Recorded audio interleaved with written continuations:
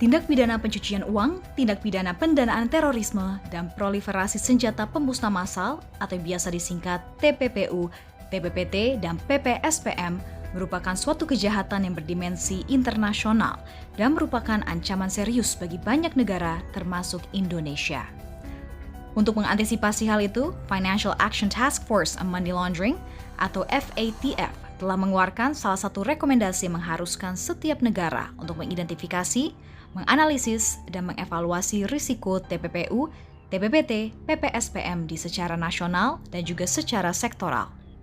Sebagai pemenuhan atas rekomendasi FATF tersebut, serta melihat kebutuhan di sektor jasa keuangan, untuk pertama kalinya pada tahun 2017, OJK telah menerbitkan dokumen penilaian risiko sektoral atau SRA TPPU di sektor jasa keuangan yang terkait dengan 5 jenis industri di sektor jasa keuangan, yaitu bank umum, manajer investasi, perusahaan efek, asuransi jiwa, dan perusahaan pembiayaan.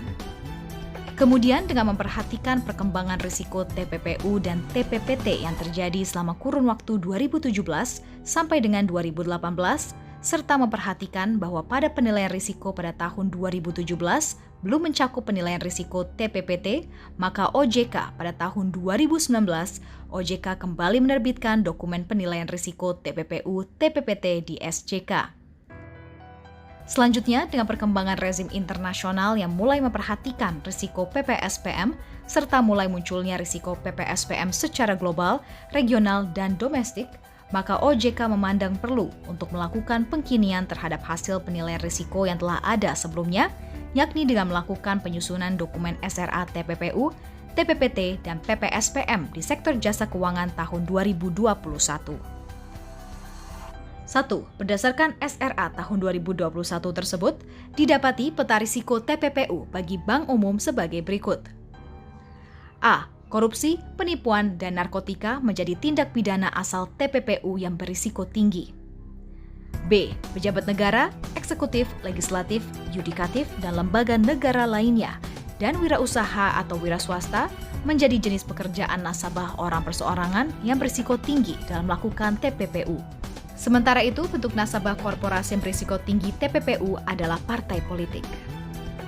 C. Transfer dana dalam negeri dan layanan prioritas atau wealth management menjadi jenis produk, jasa, layanan yang berisiko tinggi digunakan sebagai TPPU. D. DKI Jakarta, Jawa Barat, dan Jawa Timur menjadi area geografis atau wilayah provinsi berisiko tinggi terjadinya TPPU. E. Transaksi tunai atau cash melalui teller atau petugas bank lainnya menjadi metode transaksi yang berisiko tinggi digunakan sebagai cara bertransaksi dalam melakukan TPPU. 2. Peta risiko TPPU bagi BPRS adalah sebagai berikut. A. Pejabat negara, eksekutif, legislatif, yudikatif, dan lembaga negara lainnya menjadi jenis pekerjaan nasabah orang perseorangan yang berisiko tinggi dalam melakukan TPPU. Sementara itu, bentuk nasabah korporasi yang berisiko tinggi TPPU adalah partai politik. Kemudian, untuk jenis bidang usaha nasabah korporasi, tidak ada yang berisiko tinggi TPPU pada BPRS. B. Sementara untuk tindak pidana asal, produk, jasa, layanan, area geografis atau wilayah provinsi, dan metode transaksi, tidak ada yang berisiko tinggi TPPU pada BPRS. 3. Peta risiko TPPU bagi manajer investasi adalah sebagai berikut. A. Korupsi menjadi tindak pidana asal TPPU yang berisiko tinggi. B. Pejabat negara, eksekutif, legislatif, yudikatif, dan lembaga negara lainnya menjadi jenis pekerjaan nasabah orang perseorangan yang berisiko tinggi dalam melakukan TPPU. Sementara itu, bentuk nasabah korporasi yang berisiko tinggi TPPU adalah partai politik. Kemudian, untuk jenis bidang usaha nasabah korporasi, tidak ada yang berisiko tinggi TPPU pada manajer investasi. C. DKI Jakarta menjadi area geografis atau wilayah provinsi berisiko tinggi terjadinya TPPU. D. Tidak ada produk, jasa, layanan, serta metode transaksi yang berisiko tinggi TPPU pada manajer investasi. 4. Peta risiko TPPU bagi perusahaan efek adalah sebagai berikut. A. Korupsi menjadi tindak pidana asal TPPU yang berisiko tinggi. B. Karyawan swasta, wirausaha, wira swasta, dan pejabat negara, eksekutif, legislatif, yudikatif, dan lembaga negara lainnya menjadi jenis pekerjaan nasabah orang perseorangan yang berisiko tinggi dalam melakukan TPPU. Sementara itu, bentuk nasabah korporasi yang berisiko tinggi TPPU adalah perseroan terbatas, partai politik, koperasi, dan badan hukum asing.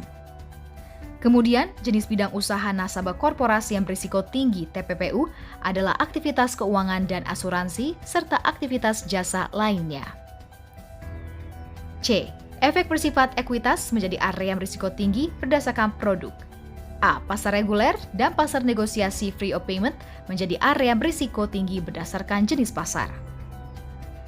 Transaksi reguler menjadi area yang berisiko tinggi berdasarkan layanan. D. DKI Jakarta menjadi area geografis atau wilayah provinsi berisiko tinggi terjadinya TPPU. E. Remote menjadi metode transaksi yang berisiko tinggi digunakan sebagai cara bertransaksi dalam melakukan TPPU.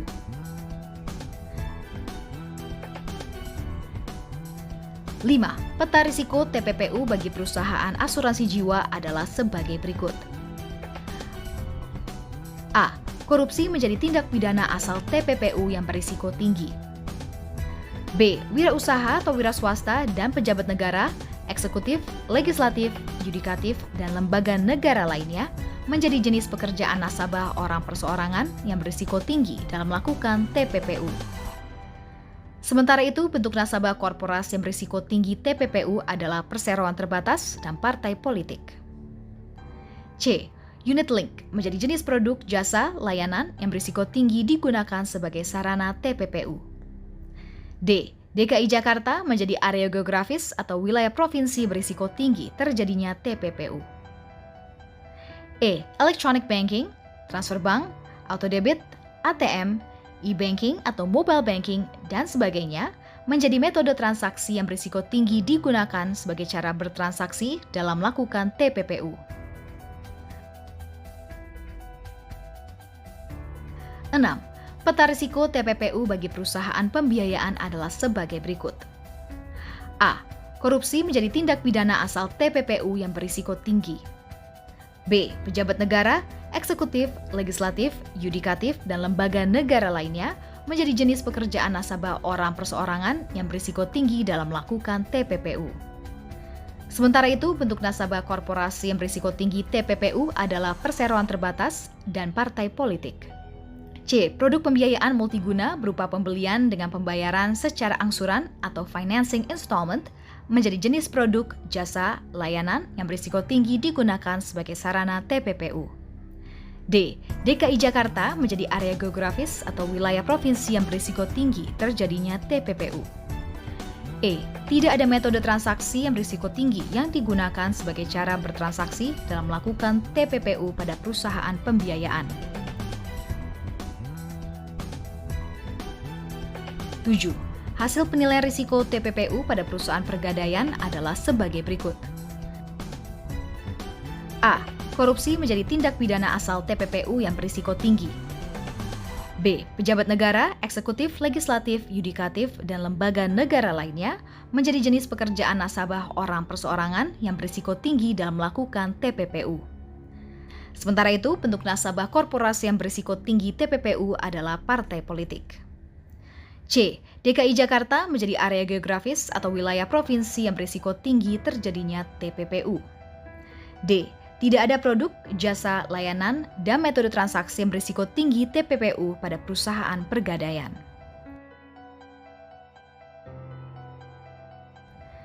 Adapun risiko TPPT di sektor jasa keuangan berdasarkan SRA tahun 2021 adalah sebagai berikut.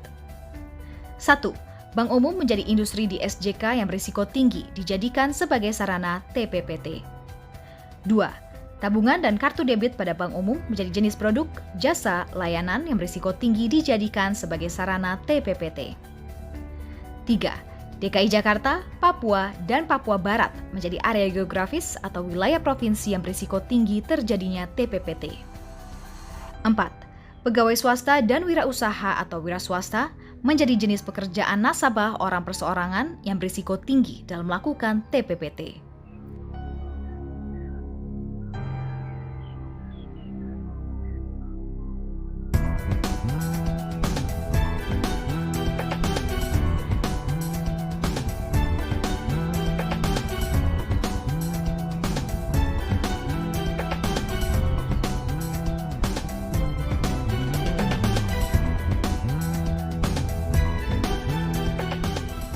Sementara itu, berdasarkan hasil identifikasi, analisis, dan evaluasi terhadap aspek potensi ancaman, kerentanan, beserta dampak PPSPM, dapat disimpulkan bahwa secara umum di Indonesia belum ditemukan risiko PPSPM secara nyata. Namun demikian, OJK selalu mendorong agar PJK tetap melakukan antisipasi terhadap perkembangan risiko PPSPM di sektor jasa keuangan. Seluruh pihak perlu memahami bahwa SRA bukanlah tujuan akhir dalam pencegahan dan pemberantasan TPPU, TPPT, PPSPM. SRA merupakan sebuah alat untuk membantu meningkatkan pengetahuan tentang risiko yang terjadi di suatu sektor tertentu. SRA merupakan alat bantu yang dapat memandu seluruh pihak untuk melakukan pencegahan dan pemberantasan TPPU, TPPT, PPSPM secara efektif dan efisien. Temuan SRA, TPPU, TPPT, PPSPM tahun 2021 akan menjadi masukan utama bagi OJK selaku lembaga pengawas dan pengatur dalam menerapkan pendekatan berbasis risiko. Dalam aspek pengaturan, informasi tentang risiko dalam SRA, TPPU, TPPT, PPSPM tahun 2021 akan berfungsi untuk mendeteksi kemungkinan kerentanan di sektor yang terkait dengan kerangka peraturan atau pedoman pelaksanaan. Pengetahuan mengenai pemetaan risiko ini akan memungkinkan OJK untuk memfokuskan kegiatan penyusunan kebijakannya dalam rangka mengatasi kekurangan yang dapat disalahgunakan oleh pelaku TPPU, TPPT, PPSPM. Dalam aspek pengawasan, temuan dalam SRA, TPPU, TPPT, PPSPM tahun 2021 merupakan masukan penting untuk mengartikulasikan kegiatan pengawasan ke area yang paling berisiko digunakan sebagai sarana TPPU, TPPT, PPSPM. Dengan informasi tentang risiko dalam SRA, TPPU, TPPT, PPSPM tahun 2021, pengawas dapat mengartikulasikan rencana spesifik di sektor jasa keuangan, termasuk prioritas dan sumber daya yang dialokasikan untuk setiap area, serta jadwal kegiatan pengawasan yang akan dilakukan. Selain itu, kehadiran SRA akan membantu PJK dalam melaksanakan pasal 2 POJK APU PPT yang mewajibkan PJK dalam mengidentifikasi, menilai, dan memahami risiko TPPU, TPPT, PPSPM terkait dengan nasabah, negara atau area geografis, produk, jasa, transaksi atau jaringan distribusi atau delivery channels. Di mana dalam proses identifikasi, penilaian, dan peningkatan pemahaman tersebut, PJK diwajibkan untuk menjadikan SRA sebagai salah satu referensi atau acuan. Dengan adanya SRA, PJK diharapkan dapat segera menindaklanjutinya dengan melakukan penyusunan Individual Risk Assessment atau IRA. Kehadiran SRA, TPPU, TPPT, PPSPM di sektor jasa keuangan tahun 2021 akan mendorong penguatan rezim pencegahan dan pemberantasan TPPU, TPPT, PPSPM di Indonesia.